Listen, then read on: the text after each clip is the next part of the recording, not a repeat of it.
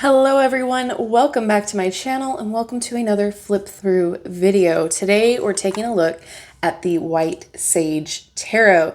This is by Theresa Hutch. It retails for, doesn't say on here, but is published by US Game Systems, and I will link where you can purchase this down in the description box below. I'm not affiliated, I'm not sponsored, I just want you guys to find what you seek. So the back says, set includes 78 pocket-sized tarot cards, a chakra chart card, custom spread card, and a 64-page booklet. So I have already played around with this and I absolutely think it's adorable. So inspired by ancient traditions, this modern minimalist deck features charming animals in the majors and court cards, chakra colors in the minors, and natural elements throughout. White Sage Tarot helps people find clarity and flow along with the journey of life. And what I love about this is that it's a 10. So you can put this in your bag, in your purse, in your car, wherever you want to go, take it with you. And the size is a great size still. It's not terribly tiny. You can still manipulate the cards. So before we get into the cards themselves, let's just take a look at the little guidebook here, as well as we have the chakra card here. And so it will give you all of the chakras here and a little bit of information about them. Hopefully you can see. And then a chakra energy spread here. So those are fun too. They're little pocket-sized cards. They can fit in anywhere you want to put them.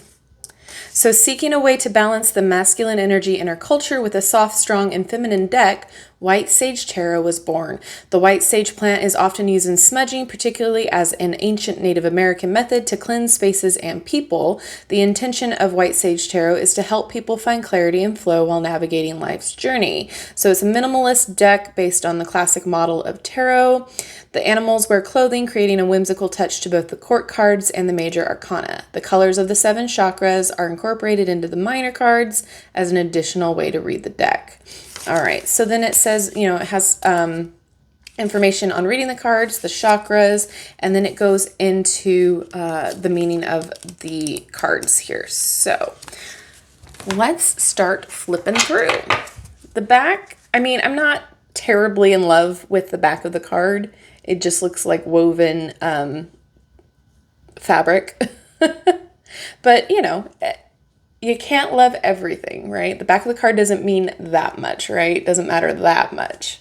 But some of these cards, like this one particularly, I absolutely adore. They're super fun, whimsical, like they said, and they, are very minimalistic as well. So they are numbered. They do have the title of the card on the bottom. They may be a little bit hard for a beginner to start with, but they're not impossible. The cardstock is pretty good for a pocket size. They remind me of your basic Llewellyn tarot deck cardstock, possibly a little bit thicker, possibly.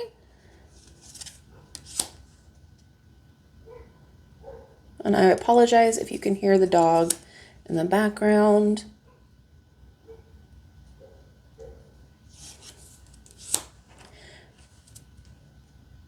This one's beautiful too.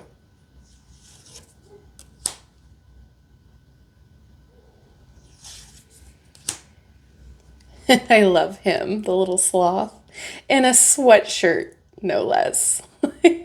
Flipping cute is that.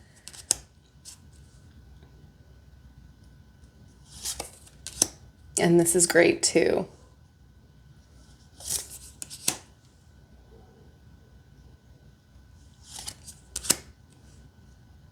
This death card is also pretty neat. It's not scary. I always have to comment on the fact that death card is a beautiful card and sometimes it's not as terrifying as, you might think it is. The art might be, but not the meaning. And this was an interesting choice too for the devil.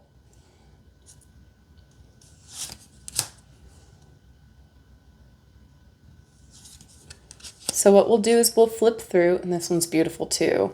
Love, love, love. We'll flip through the deck and then we'll shuffle and we'll pull a card and read from the guidebook so you can see how it is going to be for your experience. This one's neat too. I love the acorn. All right, so now we are in the minor arcana.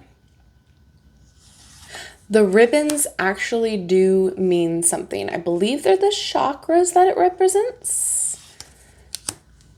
And I can double check for you on that. I believe it is the chakras.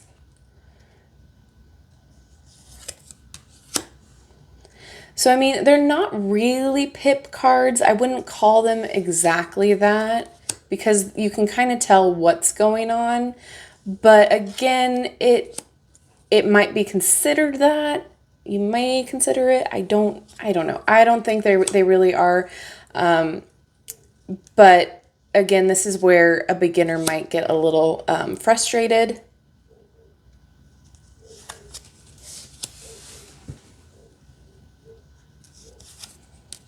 Look at him.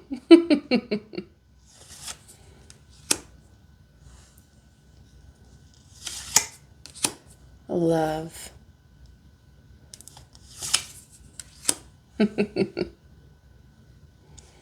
So it's just very soothing, I feel, this deck being just like a warm cup of coffee. It just is like very, very soothing. It doesn't put on airs and it gives you the information that you need. It's a great size for a pocket deck. And it's slightly glossy, not too much. Like you can kind of tell the reflection of the light there, but it's not too bad.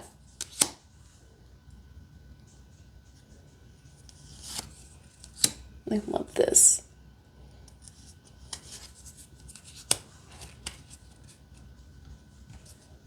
You can hear my dogs tap dancing outside the door.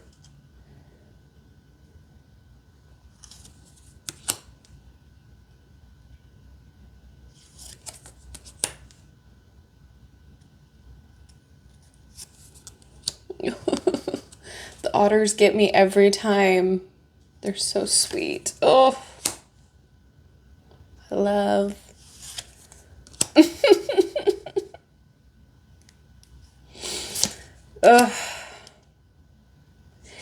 It's one of those things you just want what you can't have, right? Like I want a tiger for a pet, an otter for a pet. You know what's wrong, but you just can't help the cuteness.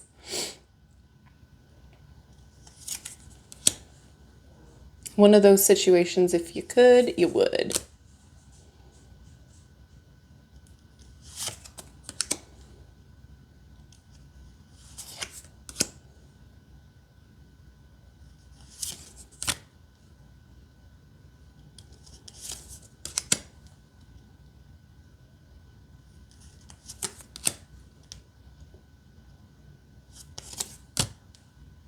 These actually shuffle pretty great too. So once we get there, we'll show you how it shuffles.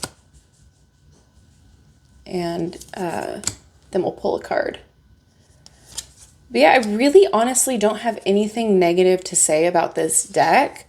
I feel like it might not be for some of you just because it's a pocket size. But that being said, some of us really love being able to take our decks anywhere and everywhere, and having a pocket size is fantastic. I do have the Everyday Witch Tarot in a pocket size, and it's like half this size. So it gets a little cumbersome to shuffle sometimes, but again, throwing it in your bag, it's amazing. So pocket size decks are kind of worth it to me anyway, because I never go anywhere without my at least one deck.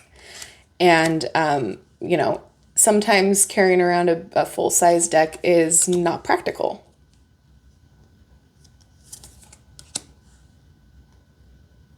And I love these elephants too. They're so sweet. So yeah, it's definitely on the light side of the spectrum instead of a dark side of the spectrum. It's very fun and whimsical. It's a very positive deck. And it's just fun and sweet and comforting. So if that's what you're looking for in a deck, then I highly suggest checking this one out. And if I remember correctly, it's not terribly expensive either. I believe it's less than $18.99, but I could be wrong. It's been a minute since I ordered this, so I don't know what it retails for. But as you can see, it shuffles really nicely, and it shuffles this way great too. So great for small hands, great for any size hands really, because it's not terribly inconvenient of a size. So, all right, so we have 4 of Cups that wanted to pop out. So what we'll do is we'll go ahead and read from the guidebook. Wands, Cups, 4 of Cups. All right, we have an upright and reversed keyword meaning too. So upright, meditation, stability. The 4 of Cups, like all 4 cards, shows stability, maybe to the point of being stuck. If you look around you, you will notice others who are there to support you. And reversed meanings missed opportunity, unmotivated. The 4 of Cups reversed expresses low energy, where you are unmotivated, apathetic, and even depressed. To restore balance, get moving again. And then it has your chakra number 2. This, I'm not even going to pronounce that, which would be located in your pelvis and orange light. So hence the orange flow of the ribbon there. So they are with the flow here, the colors, they represent the chakras that connect with the card. All right, and so what we'll do too is we'll just read real fast how the Lovers would read as a major arcana card here. Oh, I think I passed it. Okay, here we go. So Lovers, upright, soul connection. The Lovers card is usually, but not always, connected to a romantic relationship, one that deeply touches your heart. You may be unsure if you've met your perfect match. Ask yourself, is it easier than it is hard? If so, dive in head first. Reverse would be communication breakdown. Even when it shows up in reverse, it's still a positive omen. The intensity is only a bit weaker than if it is upright. So it is the 4th chakra, Anahata, the heart center, or the green light. Okay, so it is a lot less wordy, but it gives you enough detailed information to get you through if you are a beginner. So I don't think that it is going to be terribly difficult for a beginner to enjoy this or use this deck. So if you're connected to it, by all means, check it out. I think it's super cute. I think it's definitely a very positive deck to use. And again, it's a great size for a pocket deck. You just pop it in wherever you need to take it and it'll fit. It's in a durable 10. So right there, that's fantastic to me. It's a different take on tarot in a sense. And I think it's adorable. I think it's fun, whimsical. Who doesn't love a whimsical deck? Sometimes you just need that. Sometimes you just need a positive, caring, comforting, whimsical deck in your life. Especially if you have people who are a little bit afraid of tarot and they want to try, but they're afraid of it.